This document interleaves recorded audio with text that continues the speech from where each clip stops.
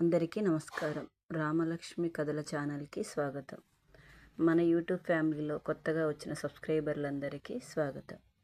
ఈరోజు మనం చెప్పుకోబోయే కథ పేరు దేవాలయం ముందు జరిగిన మొదటి పరిచయం.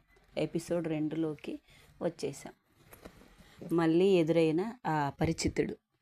దేవాలయం గంట శబ్దం ఇంకా మాయ మనసులో మారుమోగుతూనే ఉంది. ఇంటికి చేరుకున్నాక కూడా తన ఆలోచనలు మాత్రం దేవాలయం మెట్ల దగ్గరే ఆగిపోయాయి. అమ్మ ఎన్నిసార్లు పిలిచినా ఆమెకు సరిగ్గా వినిపించలేదు. మాయ, ఏమైంది? ఈరోజు చాలా నిశ్శబ్దంగా ఉన్నావు అని మాయ వాళ్ళ అమ్మ అడిగింది మాయని. అప్పుడు మాయ ఒక్కసారిగా తేరుకొని చిన్నగా నవ్వింది. ఏం లేదమ్మా, కాస్త అలసటగా ఉంది అంతే అని చెప్పింది. కానీ అది నిజం కాదని ఆమె మనసుకు తెలుసు. తన మనసులో పదే పదే అదే క్షణం తిరుగుతోంది. గాలికి ఎగిరిపోయిన పూలు మరియు వాటిని తీసుకువచ్చి ఇచ్చిన ఆ అబ్బాయి, అతని మొహంలో ప్రశాంతమైన చిన్న చిరునవ్వు, అవే గుర్తొస్తున్నాయి మాయకి.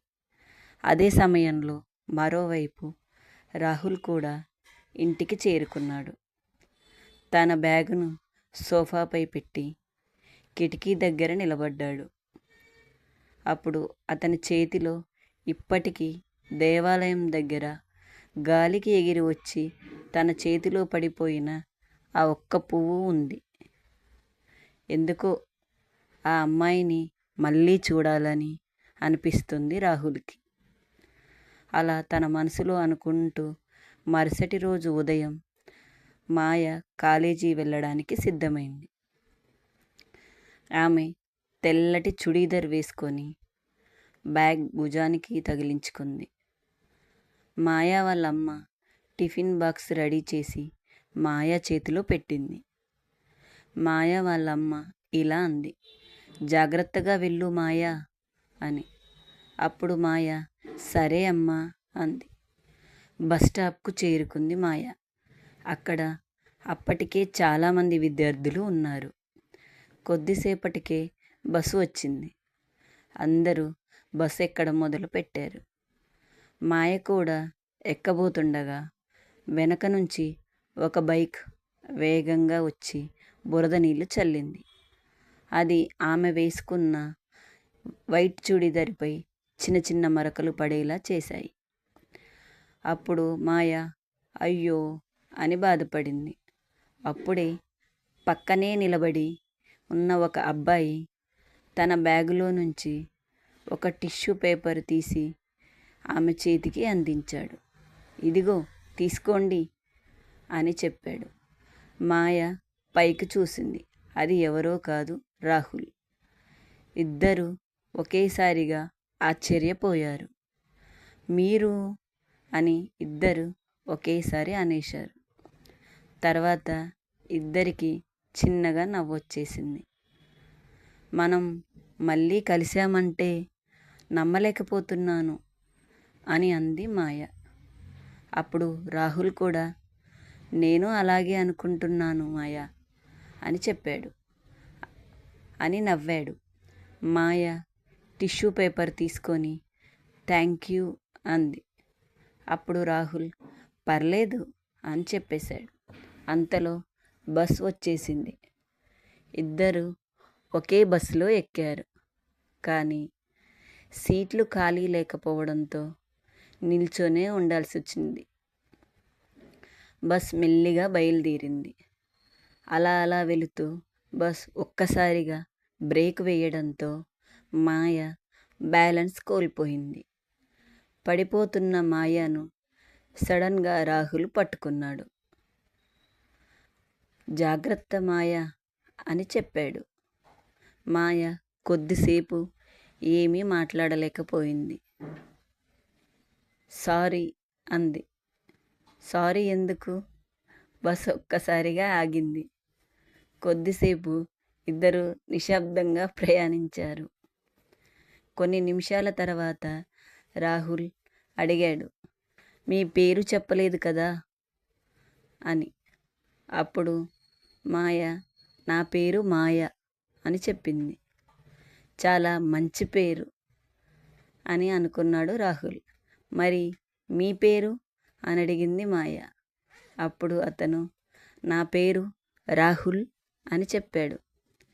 మిమ్మల్ని కలవడం ఇది రెండోసారి. అవును, అని ఇలా వరుసగా కలుస్తామని ఊహించలేదు అని మాట్లాడుకున్నారు. బస్ కాలేజీ దగ్గర ఆగింది. మెల్లిగా ఇద్దరూ దిగారు. మాయ ఆశ్చర్యంగా చూసింది. మీరు కూడా ఇదే కాలేజీనా అని అడిగింది. అవును అన్నాడు రాహుల్. ఇంతకాలం ఎప్పుడూ కనిపించలేదు మీరు. నేను ఈ ఏడాదే ట్రాన్స్ఫర్ అయి వచ్చేసాను ఈ కాలేజీకి అని చెప్పాడు. ఓ, అందుకే. ఇద్దరూ కలిసి కాలేజీ గేటు వరకు నడిచారు. వాళ్ళను చూస్తూ కొంతమంది స్టూడెంట్స్ ఇలా మాట్లాడుకున్నారు, నవ్వుకుంటూ. వీళ్ళు కొత్త జంటలా ఉన్నారు అని వాళ్ళు మాట్లాడుకుంటున్నారు. ఆ మాటలు మాయకు వినిపించాయి.